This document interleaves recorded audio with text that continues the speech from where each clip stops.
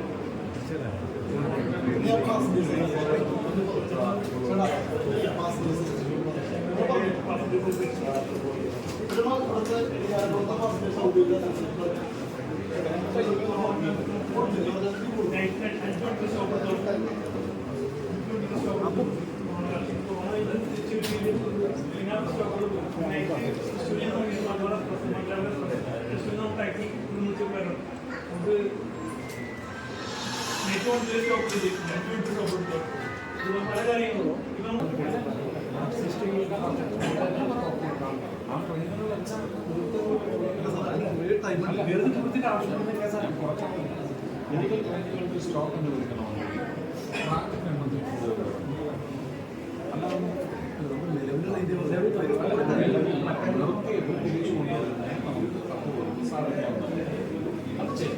പക്ഷെ പുതിയ ചില ആവശ്യങ്ങൾ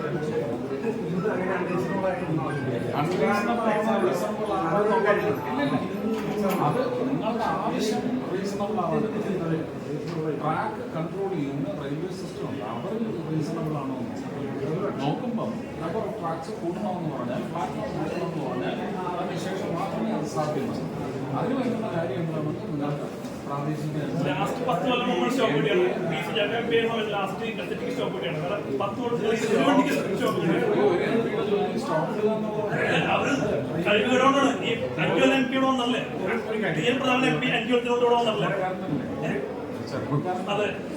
അപ്പോൾ പുതിയ യാത്രാ രീതികളെല്ലാം അറിയുന്നതാണ്. ഓരോ ട്രെയിനിനും ഓരോ ഡെസ്റ്റിനേഷൻ ഉണ്ട്. ഇപ്പൊ വന്ദേ ഭാരത് ഓരോ ജില്ലയിലും 2 സ്റ്റോപ്പുകൾ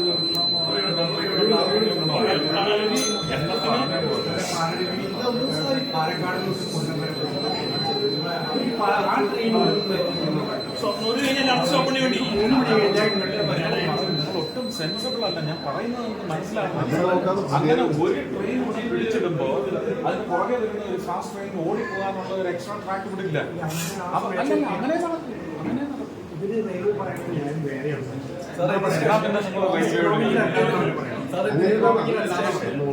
എക്കണോമിക്കലാണോ പുതിയ ട്രെയിൻ നമുക്ക് എഴുതി കൊടുക്കാനേ പറ്റും.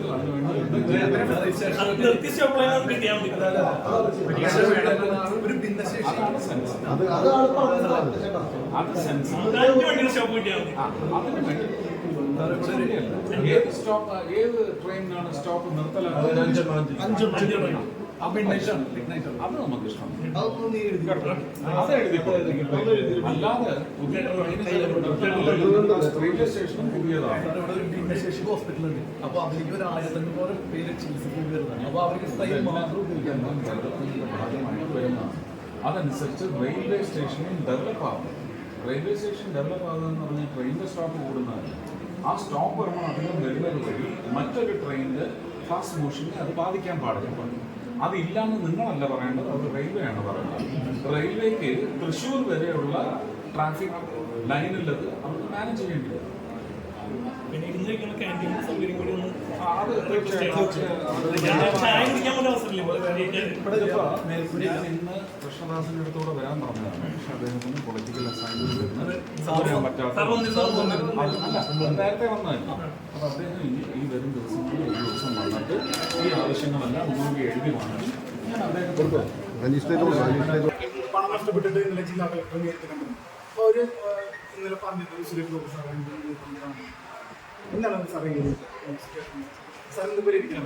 ഒരുപാട് ഫിനാൻഷ്യൽ കോർപ്പറേഷൻ നടത്തുന്ന ഒരുപാട് ഇൻസ്റ്റിറ്റ്യൂഷൻസ് തൃശ്ശൂരിലും കേരളത്തിലും ഇന്ത്യയുടെ പല ഭാഗത്തും വരുന്നുണ്ട്.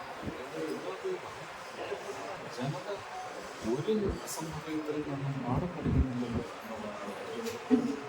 കോൺഗ്രസിന്റെ തൃശ്ശൂരിലെ മുതിർന്ന നേതാവായിട്ടുള്ള CS ശ്രീനിവാസനാണ് MD ആയിട്ടിരിക്കുന്നത്.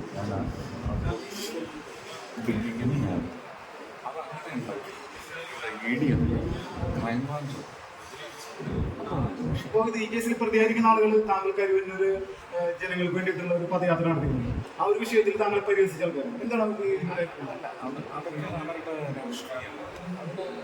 യാതൊരു വിരോധവും അവരെടുത്തില്ല. ഞാൻ ചെയ്യാനുള്ള ജോലി ചെയ്തു. ആ ജോലി ജനങ്ങൾക്ക് ഗുണകരമാവും. അതിൻ്റെ സൂചനകൾ വന്നു തുടങ്ങിയിട്ടുണ്ട്. നിങ്ങൾക്ക് തന്നെ അറിയത്തില്ല. അഡ്ജുഡിക്കേഷൻ കമ്മിറ്റിയുടെ തീരുമാനം എന്താണെന്ന് അറിയില്ല. പുറത്തുപോയി സുപ്രീം കോടതി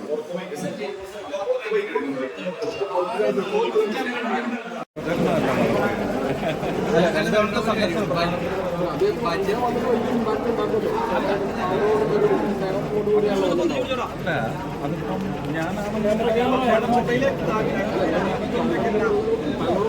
തൃശ്ശൂർ പോലെ അദ്ദേഹം പല തമിഴ്നാട്ടിൽ എത്രയോ മണ്ഡലങ്ങളിൽ അത് അദ്ദേഹത്തിന് ഒരു രാഷ്ട്രീയ പ്രവർത്തകൻ എന്ന് പറയുന്ന കർമ്മം നിർവഹിച്ചുകൊണ്ടിരിക്കുകയാണ്. അതിന് അദ്ദേഹത്തിന് അവകാശമുണ്ട്.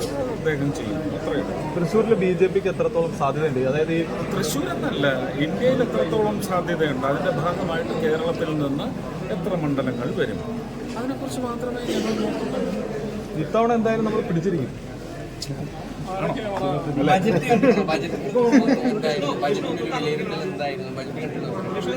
സംസ്ഥാന ബജറ്റ് ഇല്ല. അല്ല, ഈ കേന്ദ്ര പദ്ധതികൾ പലപ്പോഴും സംസ്ഥാനത്ത് കേന്ദ്രത്തിന് ക്രെഡിറ്റ് കൊടുക്കാത്തൊരു സ്ഥിതിയുണ്ട്. അതുകൊണ്ടാണ് ഇതൊക്കെ ശ്രദ്ധയിൽപ്പെടാൻ വേണ്ടിയുള്ള ഈ സന്ദർശനങ്ങളൊക്കെ. നമുക്ക് ആരോപണങ്ങളുണ്ട്. അവരുടെ ആരോപണങ്ങൾ പ്രത്യാരോപണങ്ങളും.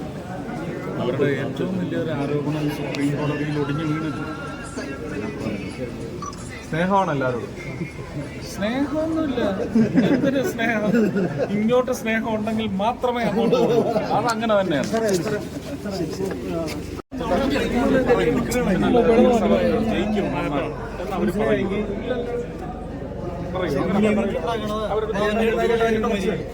ജനങ്ങളാണ്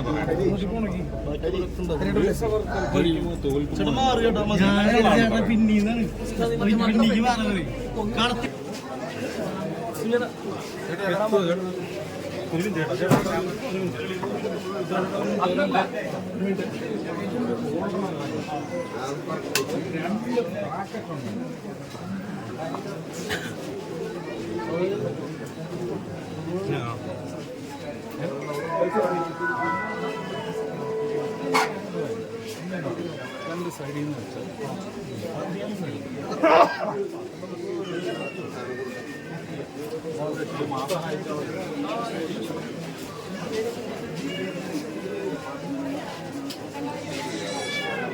ഒരെണ്ണം